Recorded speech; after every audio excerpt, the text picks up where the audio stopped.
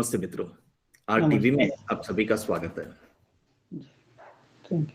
आज के इस एपिसोड में हमारे साथ राजस्थान के शाहपुरा स्कूल ऑफ आर्ट के भीलवाड़ा डिस्ट्रिक्ट के, जहाँ से फड़ पेंटिंग बहुत प्रसिद्ध है, वहाँ के कलाकार विजय जोशी हमारे साथ हैं। विजय जोशी, स्वागत है, आरटीवी में आपका स्वागत है। अ वार्म वेलकम टू बिल्कुल, नमस्ते।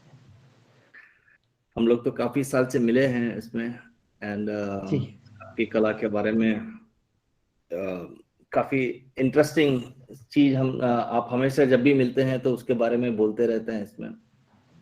तो आज इसके बारे में थोड़ा विस्तृत से जानेंगे, विस्तृत से। जी बिल्कुल।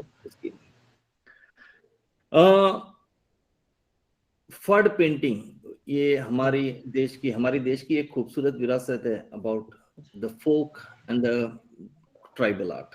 हर प्रांत की अपनी अपनी कला होती है इसमें। उसी तरह फड़ पेंटिंग जो राजस्थान के शाहपुरा स्कूल ऑफ आर्ट से जो आती है, उसमें आप और आपके शायद फैमिली के लोग करते आए हैं इसमें। जी बिल्कुल। के बारे में हम विस्तृत से जानना चाहते हैं इसमें। तो आप सबसे शुरुआत से हम जानना चाहेंगे कि आपकी शुरुआत कैसी हुई, मतलब बचपन से आप इसमें कैसे रहे, आपकी फैमिली की कंट्रीब्यूशन आपके, इसके बारे में थोड़ा बताइए। हमारे जो पूर्वज, जो इसका ओरिजिन हुआ था 1629 ईस्वी में शाहजहां ने पट्टा दिया था, मतलब का शाहपुरा एक इंडिपेंडेंट स्टेट रहा है। तो मेरे फादर जब काम करते थे तो मैं भी उनसे इंस्पायर्ड था। मेरे अंकल करते 1969 में उनको सबसे पहले प्रेसिडेंट अवार्ड मिला, मेरे फादर को 1991 के अंदर मिला। तो पूरा एक माहौल हमारा ऐसा था कि एक ये जो ट्रेडिशनल जो एक घर का जो कल्चर चला आ रहा है उसके अंदर ऐसा है ना कि हम सभी इन्वॉल्व रहते थे, कलर बनाते थे, कलर को घोटते थे, तो हम उनको देखते थे, फिर हम भी कुछ बनाने लग गए और वो सारी चीज़ें कपड़ा तैयार करने लग गए। तो एक हमारा उसके प्रति रुझान तो था ही, बट उसमें पूरा इन्वॉल्वमेंट हो गया मेरा कि भाई कैसे इस आर्ट को मैं सीखूं और आगे जो चलना है आने वाली पीढ़ी। क्योंकि मेरा फादर जो गवर्नमेंट सर्वेंट थे, उन्होंने जॉब छोड़ी थी, इस आर्ट के लिए ही जॉब छोड़ी थी। तो मैंने भी फिर यही निर्णय लिया, क्योंकि मैं इसी आर्ट को करूँगा और ये एक जो अपनी विरासत चली आ रही है इसको निरंतर आगे बढ़ाऊँ। क्योंकि ये एक बहुत यूनिक आर्ट है, क्योंकि बहुत लॉन्ग कैनवास के ऊपर 5x36 फीट लॉन्ग जो इपिक्स हुए थे राजस्थान में, उनकी पूरी कहानियों का चित्रण होता है। 5x36 feet long, 5x18 feet long जो पाबूजी और देवनारायण, उनकी कहानी जो गाँव में जा करके उन कहानी को बताते हैं, करते हैं। अभी तो पार्ट बनाने लग गए, क्योंकि इतनी बड़ी पेंटिंग्स कोई लगा नहीं सकते हैं, तो उसके हिसाब से हमने छोटे छोटे उन्हीं में से कुछ चित्र निकाल करके एक डिफरेंट डेकोरेटिव पीसेस हमने बना लिए। अब क्योंकि मैं लगभग 10 to 11 ईयर्स के अंदर मैं पूरी फड़ को बनाने लग गया, मतलब पूरी फड़ के ऊपर काम करने लग गया, जो बड़ी होती है पेनोरामिकली जिसका प्रेजेंटेशन होता है, उस चीज़ को मैं उसके ऊपर काम करने लग गया।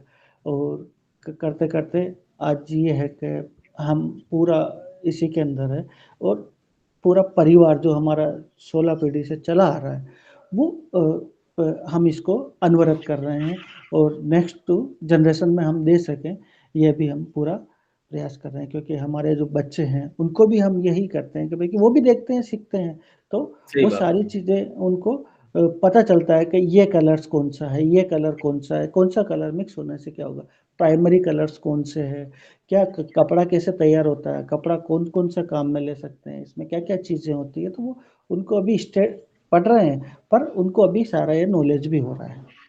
एक्सेलेंट। इसकी तैयारी के बारे में मैं बाद में आऊंगा, लेकिन सबसे पहले मुझे बताइए इसे फड़ पेंटिंग क्यों कहा जाता है? बिल्कुल, बहुत अच्छा प्रश्न है आपका। फड़ का मतलब होता है रीड आउट, पढ़ना।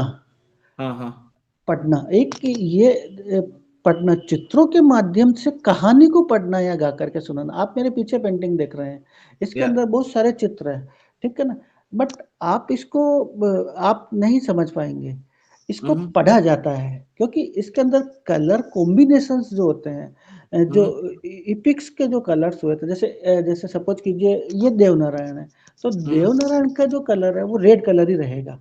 अगर मैंने इनको ग्रीन कलर में दिया, तो जो भोपा जो कहानी को पढ़ के सुनाता है, वो फिर देवनारायण नहीं पढ़ेगा वो वहाँ। वहाँ बिल्कुल पात्र ही अलग हो जाएगा वो। ओके।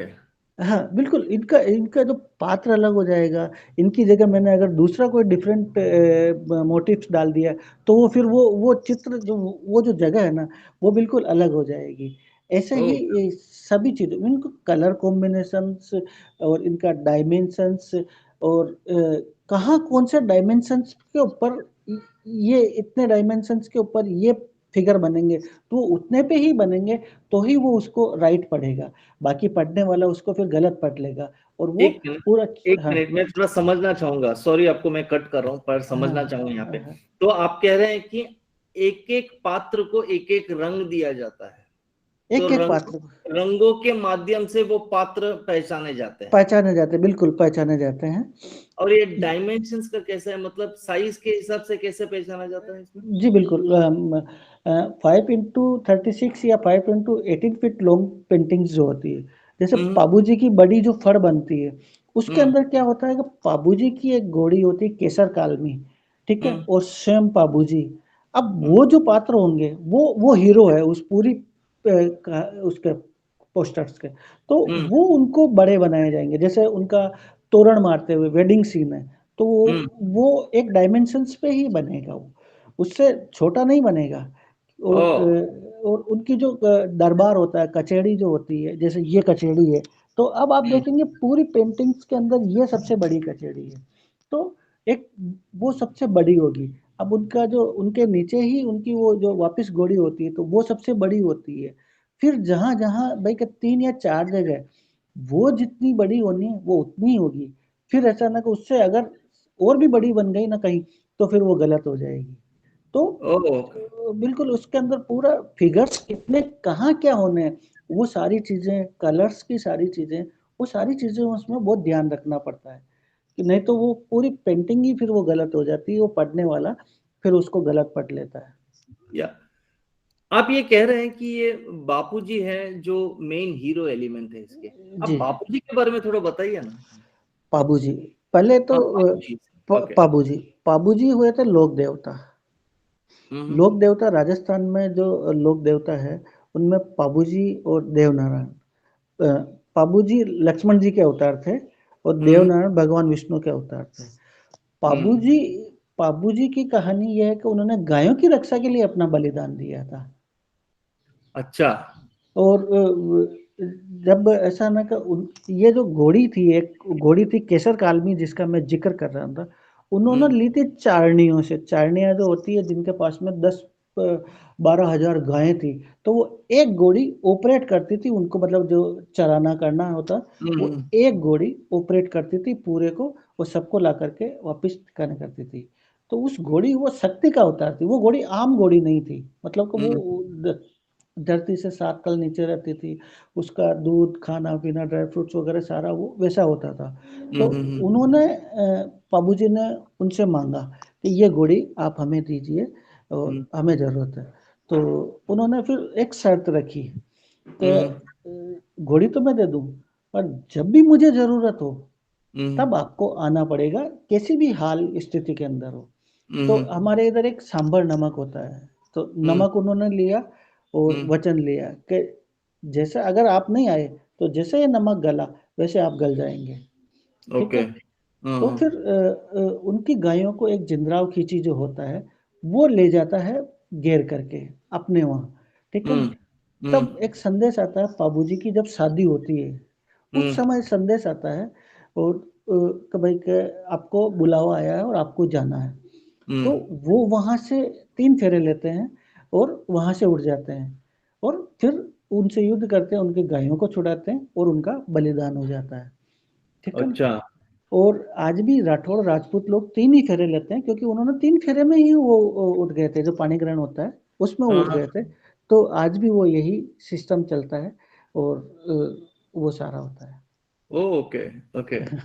तो कहानी तो बहुत बड़ी है ये, इनके हाँ। इनके सहयोगी थे, पूरी कचहरी है, उनकी सोडा का बाग है, जहाँ वो जाते हैं तो बिल्कुल हरा-भरा हो जाता है। अब इसमें इंटरेस्टिंग बात देखिए, इसमें लंका बनती है।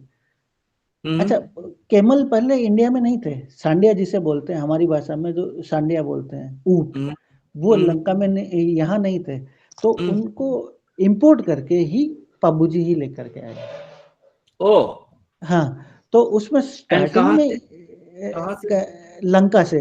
लंका से ओह! लेकर के, ये पूरी कहानी का एक पार्ट है, विचित्र है, बट उसके अंदर बनता है ये पूरा। मैं आपको पूरी पेंटिंग जब भेजूँगा, आपने देखी होगी, तो उसमें एक लंका का सीन बनता है जिसके अंदर रावण के साथ में युद्ध है, वो सारी चीज़ें। तो वो डिपिक्ट इसलिए किया जाता है क्योंकि उन्होंने इम्पोर्ट किया था अपनी भतीजी के देने के लिए शादी में। तो अच्छा। ये तो बहुत इंटरेस्टिंग फैक्टर्स है इसके अंदर। कहानी यहाँ से उठ कर के वहाँ चली जाएगी, वहाँ से उठ कर के यहाँ आ जाएगी। बाँसने वाला वो बाँसता है, तो बिल्कुल वो वैसा होता है। एंड ये सारी चीजें इन पेंटिंग्स की सीरीज में, इनकी पैनल में बनती है। बिल्कुल, पैनल में बनेगी। हाँ, बट बनेगा पूरा सीक्वेंस पैनल में, बट वो जो गाने वाला है, वो कहीं से भी गा सकता है। उसका एक वो हो कि भाई कि ये यहाँ से अभी एक सीन निकला, फिर वो वहाँ आगे जाकर के वो गाएगा, फिर वहाँ से उठ कर के फिर इधर आ जाएगा। क्योंकि कनेक्टिविटी जो बन रही है ना, वो उसके हिसाब से बन रही है कि भाई कि आगे वाला सीन क्या होना है, तो वो वहाँ है, तो फिर वो अच्छा, वैसा करेगा। तो ये पहले के जमाने में जब इसको प्रेजेंट करते थे तो सीन बाय सीन के हिसाब से प्रेजेंट करते थे, तो एंड वो ये पेंटिंग भी होती थी, गाना भी होता था और बजाना भी होता था साथ बजाना में। भी होता था। हाँ, मनोरंजन का साधन जो था ना पहले, अब हाँ। आपको एक इसमें सबसे बड़ी इंटरेस्टिंग बात मैं बताऊँ। पहले के ज़माने में मनोरंजन के साधन नहीं थे, तो हाँ। ये फड़ को ही जाकर के गाँव में जाकर के खोलते थे। जैसे किसी ने मन्नत माँगी है, प्रेयर किया कि भई कि मेरे ये काम हो जाए या मेरे ये चीज़ हो जाए, तो वो पर्सनली भी खुलाते थे और बाकी गाँव में एक चौपाल लगती है, वहाँ जाकर के उसको लगाते थे। 2 बैम्बू स्टिक होते हैं, उसके ऊपर उसको लगाते थे, फिर पूरी कहानी को वो बताते थे पूरी रात भर। तो ऑडियो विजुअल का जो ज़माना मैं कहूँ, तो वो हमसे ही स्टार्ट हुआ, क्योंकि ऑडियो और विजुअल, तो वो उस समय गा कर के पूरी कहानी को बताते थे। तो वो उनके उसके एवज़ में उनको पैसा, अनाज और उनकी आजीविका का साधन था। इसको चलता-फिरता देवर मतलब टेम्पल कह सकते हैं कि भई कहीं भी जाकर के इसको खोल कर के आप वो कर सकते हैं, देख सकते हैं।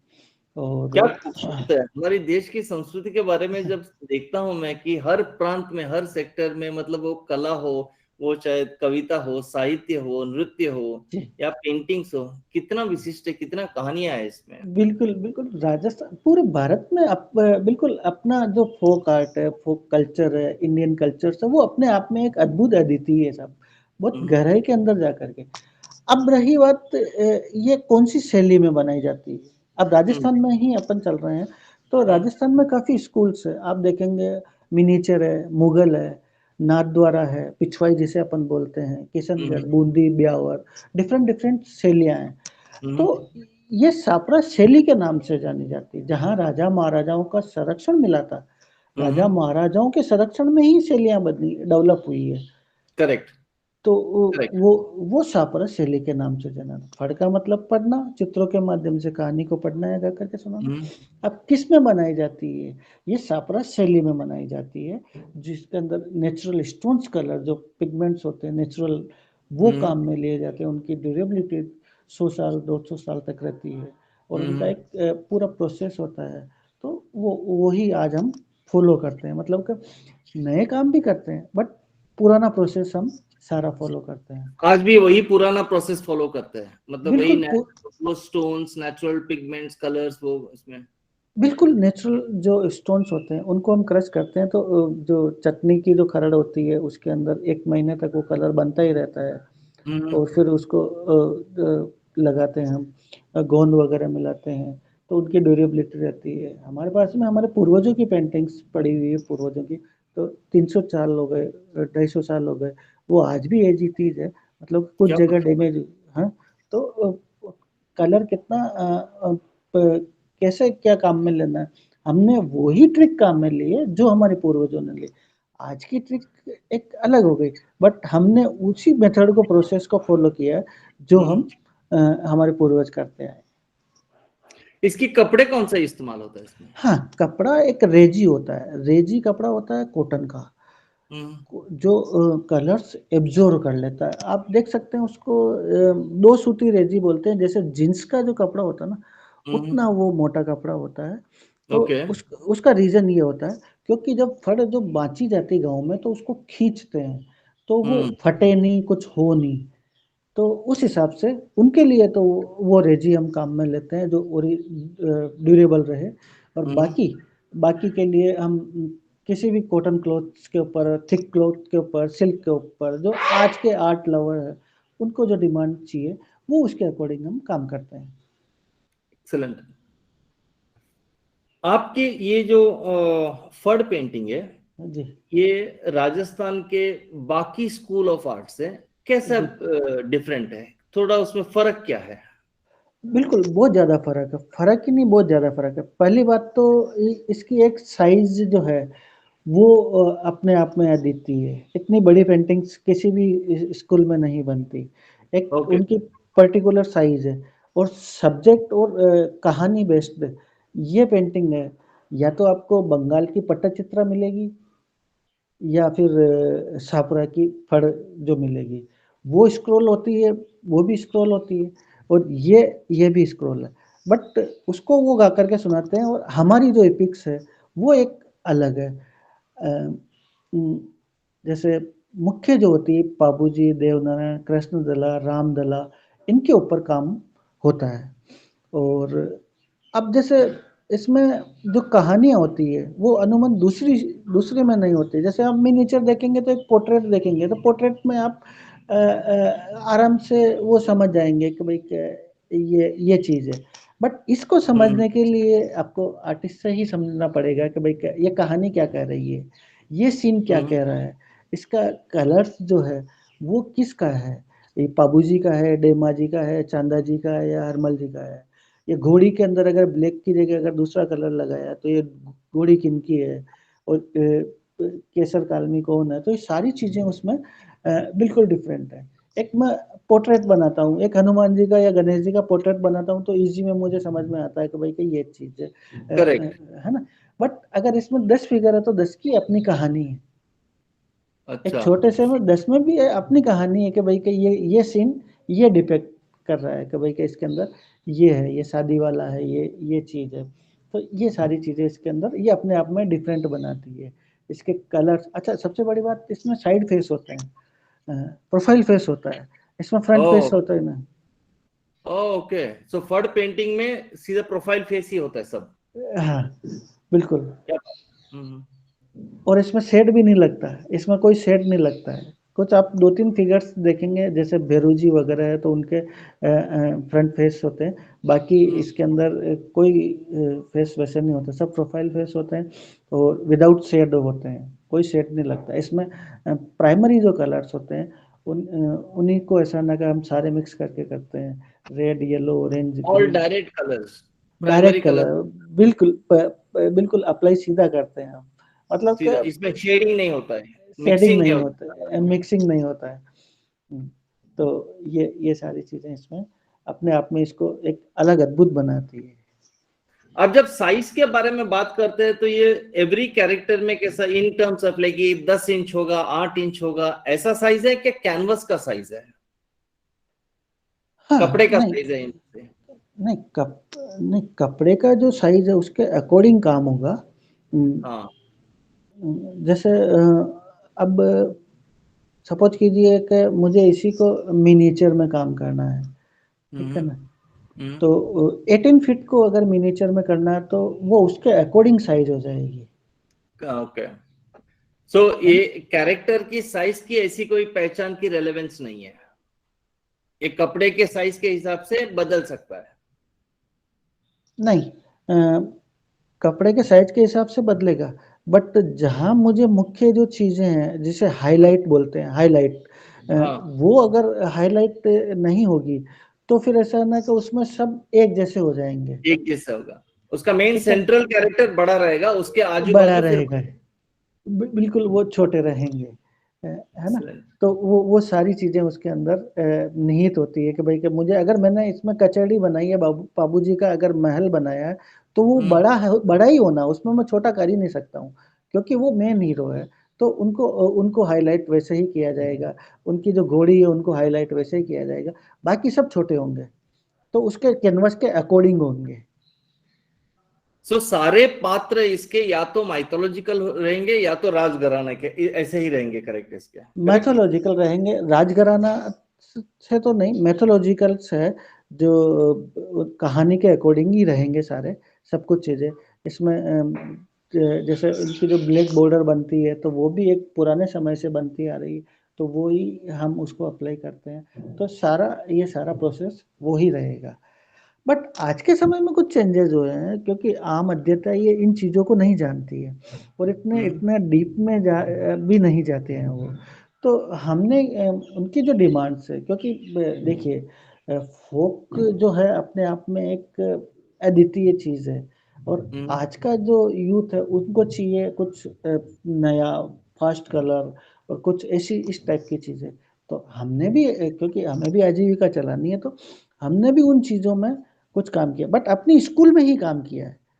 नई चीज़ें नहीं, मैंने अपनी स्कूल में काम किया है कि भाई अगर मैंने कंटेम्परेरी बनाया तो अपनी ही चीज़ को लेकर के बनाया है साहब, कि भाई इसी को कुछ नया किया जाए या कुछ इनोवेशंस किए जाए। तो हमने जैसे हिस्टोरिकल सब्जेक्ट के ऊपर काम किया है काफ़ी। अब आप बिलीव नहीं करेंगे, हमने 2005 में अमिताभ बच्चन को पेंटिंग में डिपिक्ट किया है। क्या बात है? हाँ, तो बर्ड अब पेंटिंग। फर पेंटिंग में, और वो भी 5 इंटू 15 फीट लॉन्ग, और सबसे बड़ी बात उनकी भी पेनोरामिक स्टोरी गायकी हुई है उसकी बाकायदा, उसकी पूरी डॉक्यूमेंट्री बनी, उसकी पूरी स्टोरी हुई, उसकी गायकी हुई, और वो उनके घर पे लगी हुई। तो ये एक चीज़ बिल्कुल यूनिक है। तो हमने उसी स्कूल में काम, और प्रोफाइल फेस है सारे, सबसे बड़ी बात देखिए प्रोफाइल फेस ही है सारे, सब प्रोफाइल और फेस है। प्रोफाइल फेस है, और सारे सब कुछ वो दिखते हैं कि ये बिग बी है, और ये उनका सीन है, और ये उनकी कहानी है। ऐसे हमने गांधी जी को भी डिपिक्ट किया है। हिस्टोरिकल सब्जेक्ट के ऊपर हमने काम किया, इलोपमेंट ऑफ संयोगिता हरण के ऊपर हमने काम किया जो अजमेर से रिलेटेड है। हल्दी घाटी, बैटल ऑफ हल्दी घाटी के ऊपर काम किया है। बहुत बड़ी बड़ी पेंटिंग्स, समुद्र मंथन के ऊपर हमने काम किया है, और बहुत सारे ऐसे सब्जेक्ट है, गीत गोविंद, कालिदास के ऊपर हमने काम किया है, ऋतुसंहार के ऊपर हमने काम किया है, जयदेव के ऊपर हमने काम किया है। तो सो बहुत सारे ऐसे सब्जेक्ट। ऐतिहासिक और आध्यात्मिक, ये दो सब्जेक्ट को लेके ये पूरी फड़ पेंटिंग बनती है। जी बिल्कुल। हाँ, ये सब्जेक्ट के कोई भी हो सकता है। मैथोलॉजिकल में अगर जाते हैं तो मुख्य 2-3 ही सब्जेक्ट है, बाबूजी, देवनारायण, रामदेव जी, कृष्णदला और माता जी, ठीक है ना? ये जो पुराना चला आ रहा है। अब इनके अलावा जो हमने किए हैं तो वो नई चीज हो गई। जैसे आज हनुमान चालीसा बनाया, रामायण बनाया, तो हमने रिसर्च किया, रिसर्च करके हमने उन श्लोकों के ऊपर काम किया, श्लोक के ऊपर कैसे क्या बनता है, तो डिपेक्ट हमने चित्रों के माध्यम से वो उसको डिपेक्ट कर दिया। तो ये सारी चीजें अभी तो हम इनके ऊपर भी लिखने लगे हैं, कुछ कैलीग्राफी करने लगे हैं कि आम अध्येता इनको समझ जाए कि भाई कि ये चीजें, पहले तो नहीं लिखा जाता था। बहुत खूब, बहुत खूब। अच्छा, अभी राइट इसकी हाँ, बोलिए हाँ, बोलिए बोलिए। इसकी एक इंटरेस्टिंग और बात मैं आपको बताऊं, जब भी फड़ स्टार्ट होती है तब ऐसा है ना कि जिस लड़की की शादी नहीं हुई होती है वो ही लड़की उसके ऊपर सबसे पहले कलम चलाती है, मतलब कि हम नहीं चलाते हैं। अभी भी? हाँ, अभी भी ओके। देखिए उनका पुराने हमारे पूर्वजों का देखो विजन देखिए साहब, कि भाई एक लड़की का होना भी अनिवार्य है साहब, उनको उन्होंने लड़कियों के लिए भी कितना सोचा। तो आज भी जब फड़ स्टार्ट होती है तो सबसे पहले जो कुंवारी कन्या होती है, लड़की होती, वो ही उसके ऊपर कलम चलाती, फिर हम काम करते हैं। अच्छा, क्या बात है, क्या हाँ, बात है। और आज अगर मुझे फड़ बनानी तो मेरी बेटी उसको पहले सबसे पहले एक लाइन खींचेगी या कुछ बनाएगी, फिर बाद के अंदर हम बैठ करके काम करेंगे। उसकी पूजा होती है, सारा सब कुछ होता है फड़ की, फिर देते हैं, तब भी हम पूरे शुभ मुहूर्त में और पूरा उनको करते हैं, अच्छा सा श्रीफल वगैरह दे करके। अभी भी वही परंपरा चालू है कि उसको शुभ बिल्कुल, मुहूर्त देख के उसको बनाया जाता है, एंड देन शुरुआत होती है उसकी, ऐसे सब। बिल्कुल, बिल्कुल, ये यही है सब। ऐसा ना कि देवनारायण की जो फड़ है ना, उसको जब देव सोते हैं, अभी तो जैसे अभी के शादी ब्याह का सीजन हो गया, मतलब देव उठ गए, तो अभी हम स्टार्ट कर सकते हैं, सब कुछ कर सकते हैं। जब वो देव सोते हैं बारिश के समय में, उस समय हम फड़ स्टार्ट ही नहीं करते हैं, हम कर ही नहीं सकते उस समय। Oh okay. हाँ हाँ, तो सो ये और ये ना करने का कितना, कौन सा टाइम, कौन सा महीना रहता है, कितना टाइम के लिए? ये जब देव जो सो जाते हैं, मतलब 3 महीने का बारिश का समय ये हो जाता है, तो उस जून समय हम जुलाई अगस्त सितंबर तब नहीं हाँ करेंगे? हाँ, अभी जैसे देव उठ गए तो अभी हम कर रहे हैं, और स्टार्ट करके उनको अगर बनी हुई है, उस समय अगर बनी हुई है या स्टार्टिंग है, तो उस पीरियड में तो हम काम कर सकते हैं, अगर पहले स्टार्टिंग हो गई हाँ तो। हाँ, कुछ समय ऐसा लेकिन होता नया है नया स्टार्ट नहीं करेंगे। नया स्टार्ट नहीं करेंगे। क्या बात है। एंड राइट नाउ आपके अभी के टाइम पे आपके फैमिली में कितने लोग काम कर रहे हैं इसको? क्योंकि मैं जहां तक मैंने सुना है कि जोशी फैमिली इसको पर आई मीन काफी विरासत में लेके आई है, सही बात है? जी बिल्कुल। आप थोड़ी अपनी हम फैमिली की विरासत के बारे में बोलिए ना, कहाँ से कैसा हुआ? हाँ, हमारे जो पूर्वज थे, सबसे बड़े जो पूर्वज थे, बेसिकली पंचांग मनाते थे। पंचांग का मतलब आप समझे, कैलेंडर, जो वर्ष भर का सही जो बात, इंडियन कैलेंडर चलता कैलेंडर। है या है ना? तो वो बनाते थे। तो फड़का जब ये पहले फड़ नहीं थी, तो हमारे पूर्वजों के पास में जो भोपा जो आए थे, वो गाते थे। केवल उनके पास में चित्र नहीं थे, वो गाते ही थे, कहानी को गाते थे। तो वो आए, वो बोले कि आप जो पेंटिंग करते हैं, या आप जो चित्र बनाते हैं, कुछ इसमें बंद करते हैं, तो हम जो कहानी को आपको बताएं, जैसे कि भाई कि ये कहानी है, तो आप उनको चित्रों में बना दीजिए। तो जैसा जैसा उन्होंने कहानी को बताया, वैसा वैसा उन्होंने चित्रों में बना दिया, ओके। है ना? तो ये दोनों का कॉम्बिनेशन हो गया। मैंने पहले बोला था ऑडियो विजुअल का, ठीक है ना? तो हम तो बनाने वाले हो गए, और वो हो गए गाने वाले।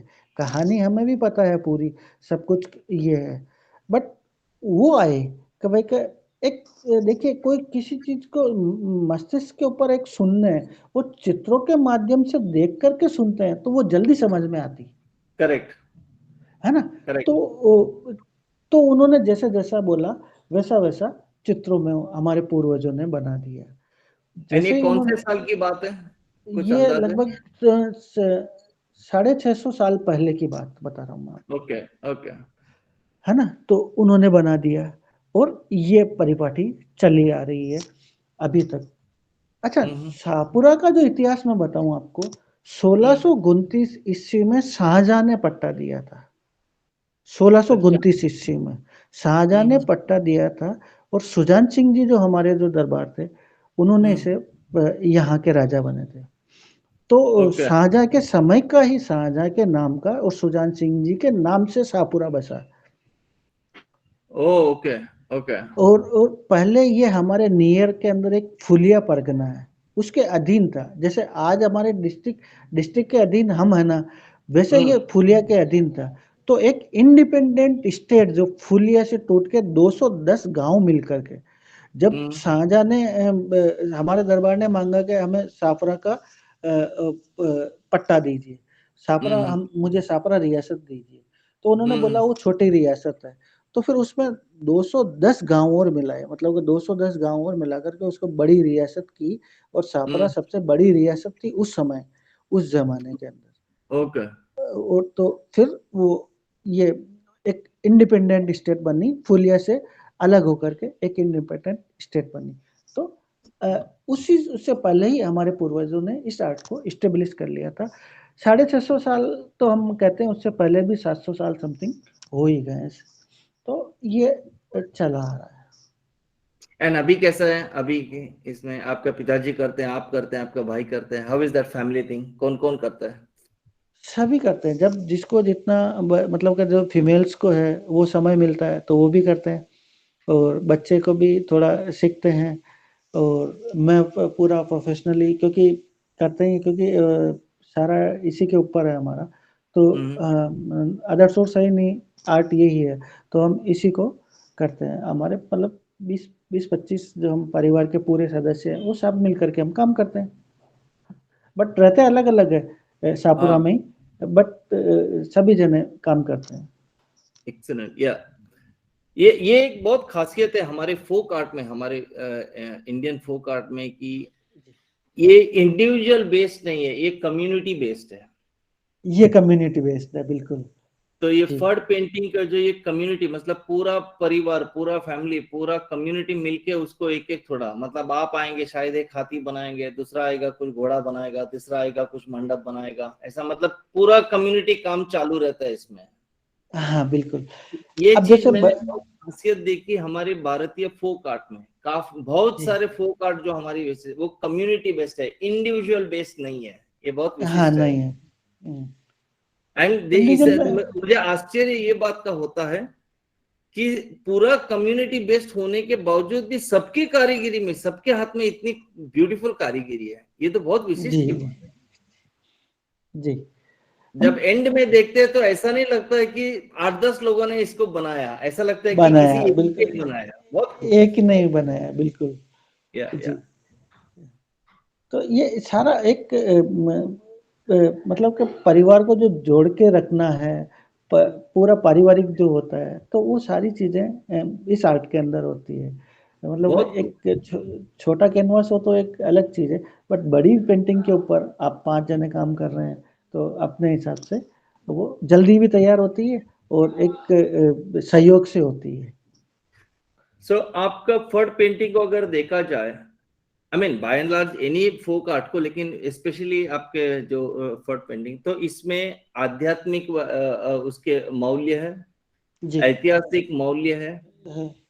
पारिवारिक मौल्य है, जी, समुदाय का मौल्य है, जी, प्रकृति का मौल्य है इसमें। जी, एंड ये पूरे सब कुछ एक विजुअल एंड लिटरेचर की एस्थेटिक्स में उसमें बहुत इसको समाहित किया जाता है इसमें। जी, जी, जी। बहुत खूबसूरत, बहुत खूबसूरत। आप इसको आज के कंटेम्प्ररी में आप कैसा देखते हैं इसको? क्या ये फर्ड पेंटिंग या दूसरा कोई भी फोक एंड आर्ट आज के इंडियन आर्ट, जो इंडियन कंटेम्प्ररी सिनेरियो में इसकी स्थान बोलिए या इसकी महत्व बोलिए या इसकी जो पोजीशन क्या है, आपको क्या लगता है? मतलब अच्छा है, बुरा है, गैप है, और कुछ करने की जरूरत है, आपको क्या लगता है?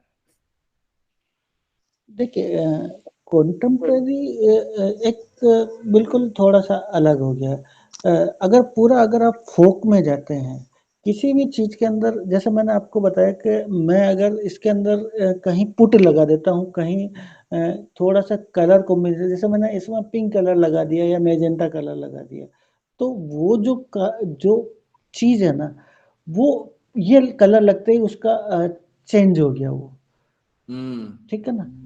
तो अगर पूरा फ़ोक है, तो फ़ोक को तो मुझे उसी स्टाइल में बनाना पड़ेगा, उसी चीज़ में करना पड़ेगा। अब उसको जैसे मेंटेन ही करना मैंने पड़ेगा। हाँ, अब जैसे ही मैंने एक्रिलिक कलर लिए या कहीं न कहीं थोड़ा-सा चेंजेज़ किया, बट मैंने स्कूल वही रखी, बट वो कहलाएगी चेंजिंग आर्ट। हम्म। ठीक है ना? और आज के सम हमने बनाया है, हमने काफ़ी चीज़ें कंटेम्परेरी बनाए हैं, पर समय की डिमांड है। आज का जो हम्म। आर्ट लवर है, उनको फ़ोक भी चाहिए, जो एक उम्र-दराज़ आदमी है, तो एक यूथ है, तो उनको कुछ नई चीज़ें चाहिए, कि भई क हमें कुछ इस टाइप के वर्क चाहिए। तो हमने कुछ रिसर्च करके कुछ एक्रिलिक के ऊपर भी काम किया, ऑयल पे भी किया, कुछ मिक्स मीडियम में काम किए। तो डिफरेंट डिफरेंट सब्जेक्ट के ऊपर हमने काम किए, कभी कोई कामधेनु ले लिया या कृष्णा को ले लिया या कुछ नए सब्जेक्ट इनकार्नेशंस ले लिए, तो उनके ऊपर हमने कंटेम्परेरी थीम के ऊपर काम किया और हम्म। करते भी हैं क्योंकि समय के साथ में बहुत सारी चीज़ें परिवर्तन होती हैं, बट हमने अपनी चीज़ को नहीं छोड़ा है, हमने उसी के अंदर काम किया है। कुछ कलर कॉम्बिनेशंस चेंज हुए हैं, कुछ चीज़ें चेंज हुई, बट हमने उसी थीम्स के उसी लेकर के हमने ये चीज़ें की है। तो कंटेम्परेरी किया है, मॉडर्न किया है, नए ऐतिहासिक काम किए हैं। बहुत सारे डिफरेंट डिफरेंट हमने सब्जेक्ट के ऊपर काम किए। बट इसके अंदर एक चीज़ है कि मैं कंटेम्परेरी भी बनाऊँगा तो वो भी ऐसा ना कि कहीं न कहीं स्टोरी डिपेंड करे, अमूर्त नहीं है सब। सबसे बड़ी हम्म। बात ये है कि चित्र जो है ना, वो कुछ न कुछ संदेश दे रहे हैं। इसकी सबसे करेक्ट। बड़ी बात, संदेश आपको वो ज़रूर देंगे। अगर उसके अंदर मैंने 4 फिगर भी बनाए तो कहीं न कहीं उनका मोटिव से मैंने कोरोना के ऊपर बनाया। सबसे पहले अवेयरनेस किया था 25 मार्च को हमने। तो वो एक संदेश था, एक अवेयरनेस था कि भाई फड़ के माध्यम से हमने पूरी दुनिया में अवेयरनेस किया, जिसके ऊपर आईसीसीआर ने एक कैंप भी चलाया था। तो ये सारी चीज़ें कहीं न कहीं हम सब्जेक्ट को संदेश के माध्यम से प्रस्तुत करते हैं। आपके पास जब बायर्स हो, कलेक्टर्स हो या गैलरी वाले जब आते हैं तो उनकी प्रतिक्रिया कैसी होती है? इंडियन नेशनल लोगों की कैसी होती है, इंटरनेशनल? क्योंकि मैंने देखा है कि आप काफी जगह बाहर देश को जाते हैं, आप विदेश को जाते हैं, एंड जब तो वहां पे इसकी प्रतिक्रिया कैसी होती है, रिएक्शन कैसी होती है? देखिए, इंटरनेशनल्स में फ़ोक बहुत ज़्यादा पसंद करते हैं साहब, जो ओरिजिनल जो है, जो चला आ रहा है आज के 500 साल, 700 साल पहले जो किया था, वो चीज़ उनको चाहिए। तो भाई कैसे होता है वो, क्यों इतना डीपली वर्क होता है और उसमें उनकी एक देखिए जो साधारण सी जो पेंटिंग्स बन रही है, वो अपने आप में एक बहुत खूबसूरत बन रही है। तो वो फ़ोक को ज़्यादा पसंद करते हैं। उनके जो कलर्स कॉम्बिनेशन, उनका जो बेस होता है, वो बिल्कुल एंटीक बेस उनको चाहिए, सबसे बड़ी बात। मतलब वो व्हाइट बेस कम एंटीक बेस उनको ज़्यादा पसंद है। और फ़ोक इंडिया में भी बहुत ज़्यादा पसंद है, बट एक एक उम्र वाले जगह पे है। और यहाँ जगह भी कम है। अब जैसे बड़ी पेंटिंग्स जैसे 20 फीट है या 36 फीट लॉन्ग है, तो उनके लिए वो म्यूज़ियम्स वगैरह में वो डिस्प्ले होती है। म्यूज़ियम्स या कोई अच्छी आर्ट गैलरीज़ है, तो वो वहाँ करते हैं। जैसे मेरी गुडलजरा के अंदर मैन्युस्क्रिप्ट के ऊपर मैंने काम किया है मेक्सिको में, तो वहाँ उन्होंने 1 साल तक एग्ज़िबिशन्स लगाई। तो श्लोक्स के ऊपर मैंने पूरा कैलीग्राफी किया और वो सारी चीज़ें उसके ऊपर काम किया। बहुत एप्रिसिएशंस मिला। 3 महीने के लिए थी एग्ज़िबिशन्स, पर उन्होंने 1 साल तक वहाँ लगाई। तो फ़ोक को बहुत ज़्यादा वहाँ बाहर पसंद करते हैं। क्योंकि कॉन्टेम्परेरी और ये तो एक है ही, आर्ट तो है ही, बट उनका जो रुझान रहता है, वो नेचुरल में रहता है कि क्या प्राकृतिक है, क्या पुराने ज़माने में कैसे काम करते थे, क्या स्टाइल्स होती है। तो काफ़ी रिसर्चर आते हैं हमारे यहाँ, तो वो इसी के ऊपर करते हैं। बट आज के समय में जगह कम है, सारी चीज़ें कम है, तो वो करते हैं कि भाई कुछ नया कुछ हो जाए, कुछ कंटेम्प्रेरी टाइप का हो जाए, तो आज का यूथ पसंद करता है। बट ओवरऑल फ़ोक का अपना एक महत्व है, फ़ोक की अपनी एक आइडेंटिटी है। सही बात उसमें। आप फिलहाल में कौन सा सीरीज पे काम कर रहे हैं? कोई हाँ, नई सब्जेक्ट, नई सीरीज कुछ है जो काम कर रहे हैं? अभी हमने गीता के ऊपर हमने काम किया था। तो फिनिश हुआ ही है। तो गीता के जो श्लोक्स है और सारी चीज़ें हैं, उनके ऊपर हमने कुछ पेंटिंग्स बनाई हैं, वो भी मैं आपके साथ शेयर करूँगा। तो वो काम किया। देन अभी नेक्स्ट सब्जेक्ट हम हिस्टोरिकल सब्जेक्ट्स हम ले रहे हैं। तो कुछ रिसर्च कर रहे हैं कि भाई कौन से सब्जेक्ट के ऊपर हम काम करें, क्योंकि बहुत सारे सब्जेक्ट को तो हमने कवर किया ही है, बट कुछ नया हो, कुछ ऐसे ऐतिहासिक हो जिसको अब फर्स्ट वर्ल्ड वार के ऊपर भी हमने काम किया था। तो ऐसे ही कुछ हम ऐतिहासिक सब्जेक्ट को हम ले रहे हैं जिसके ऊपर काम। बट क्या है कि इनमें समय बहुत लगता है। अब बड़ी पेंटिंग्स बनती है तो काफ़ी समय लगता है। तो बीच-बीच में हम कहीं न कहीं हम अपने काम के लिए भी कुछ समय निकाल कर के उनको वो करते सही हैं। बात। पर ये कंटिन्यूटी लेकिन में चलता रहता है। लेकिन एक सवाल मेरे मन में हमेशा रहता है। कोई भी फोक आर्ट हो, कोई भी ट्राइबल आर्ट हो, आजकल की कंटेम्प्रेरी में मैं देखता हूं कि हाँ, समय की मांग है, वो सब सही है, उस बात को मैं मानता हूं उसमें।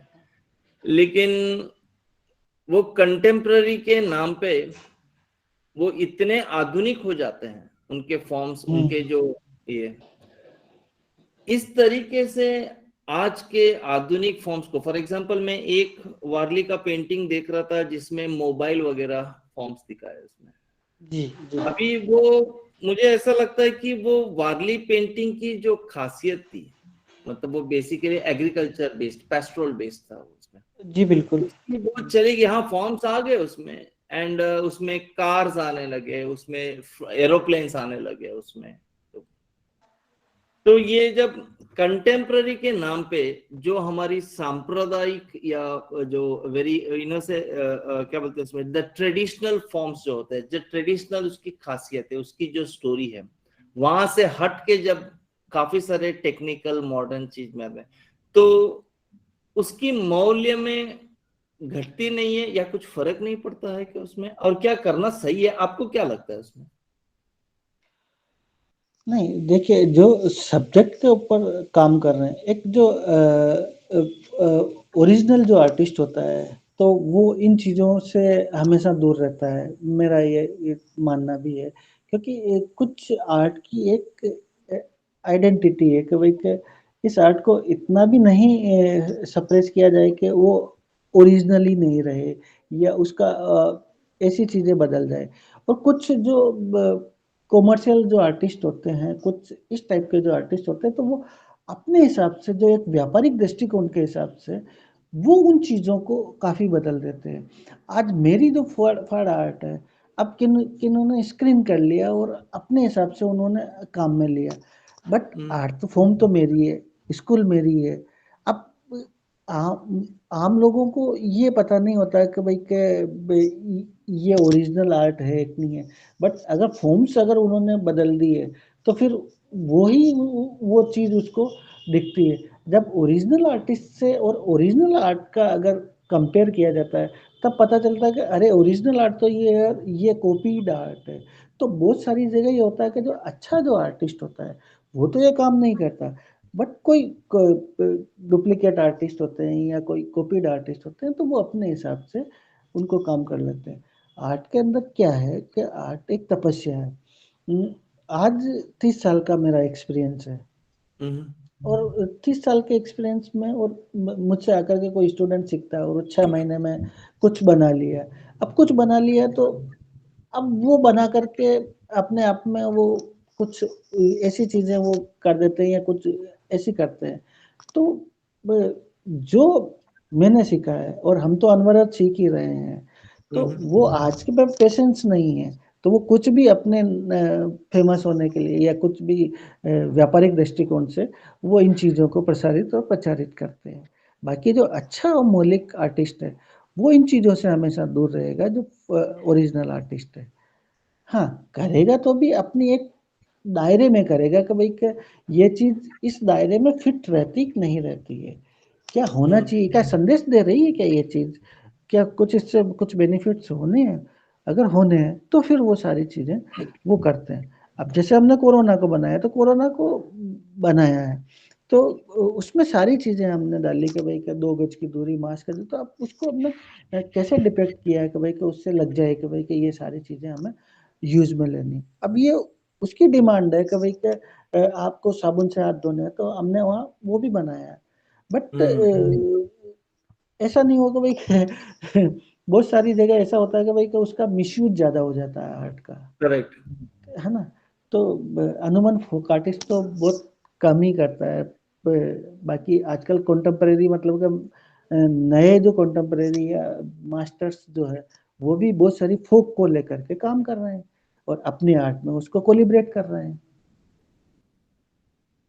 तो सही बात, सही बात। ये सारी चीज़ें हो रही, बट चलिए देखिए, समय बहुत प्रगति कर रहा है, बहुत आगे वो हो रहा है। अब हमें जितना पेन स्टिक होता है, हम जो बनाते हैं, एक फड़ के ऊपर बनाने में कितना टाइम लगता है, फूक बनाने में बहुत ज़्यादा समय लगता है। एक फिगर के ऊपर आपने 5-6 बार हाथ लेने हैं, येलो, रेड, ग्रीन, ऑरेंज, सबसे लास्ट में ब्लैक कलर, फिर वो सारी जा कर के फिनिश होती है, तो वो उसमें बहुत सारी चीज़ें। और एक लॉन्ग कैनवास के ऊपर, कैनवास जब हम तैयार करते हैं, तो उसमें 50 केजी वेट जो होता है, 50 से अबव, वो हम यहाँ लेकर के, एक पत्थर होता है, उसके उसी रबिंग करते हैं। तो ओ, ओके। हाँ, बहुत वो भी मैं आपको शेयर करूँगा, वो सारी चीज़ें हम करते हैं। तो बहुत लेबोरियस प्रोसेस है ये, कि कैनवास लाया और ऐसा कर दिया, ऐसा नहीं है। यहाँ तो कैनवास भी सेल्फ ही तैयार करना है, कलर भी सेल्फ ही तैयार करना है, और हो तो ब्रश भी सेल्फ ही तैयार करना है, अगर हम पूरा ट्रेडिशनल में जा रहे हैं, पूरा फोक में जा रहे हैं तो ये हम तो बाय देख के कितना टाइम लगता है एक पेंटिंग बनाने को? अगर आपको ट्रेडिशनल वे से ही अगर देखा जाए कि ट्रेडिशनल वे से हिसाब से अगर एक पेंटिंग बनाने को कितना टाइम लगेगा? देखिए, अगर मैं देवनारायण की 5x36 फीट की पेंटिंग बनाऊं तो मुझे मिनिमम 3 से 3.5 महीने चाहिए। और बाबूजी की बनाऊंगा तो 2 से 2.5 महीने चाहिए 18 फीट लॉन्ग में।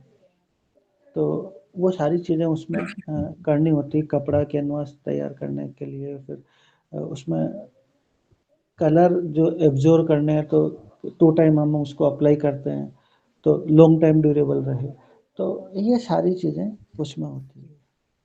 बहुत खूब, बहुत खूब। विजय जी, ये शाहपुरा पेंटिंग्स, फर्ड पेंटिंग्स के बारे में जानकर काफी अच्छा लग रहा है इसमें, बिकॉज थैंक यू। जो इंडिविजुअल हमारे फोक एंड ट्राइबल आर्ट है जो हमारी देश की, हर आर्ट की अपनी एक पवित्रता है, उसकी एक खूबसूरती है, उसकी एक ये है, जानने में बड़ा अच्छा लगता है इसमें। मैं आपसे दोबारा कांटेक्ट करूंगा, हम जब एक फोक एंड ट्राइबल आर्ट के प्रोग्राम करेंगे आपके साथ, इंटरेक्शंस के लिए फिर से ही करेंगे। आज के इस इंटरेक्शन के लिए हम यहीं पे रुकते हैं अभी। थैंक यू वेरी मच कि आपने आया और आपके इस पेंटिंग के बारे में हमें इतने सारे इंफॉर्मेशन दी इसमें। Thank you, welcome sir. या दोस्तों, मित्रों, मैं आशा करता हूँ कि आपको इस फर्ड पेंटिंग के बारे में आपको अच्छा लगा होगा। Do like, share, comment and subscribe art TV, and thank you very much for being with us. Thank you Vijay ji, हम फिर मिलेंगे। Thank you. ओके।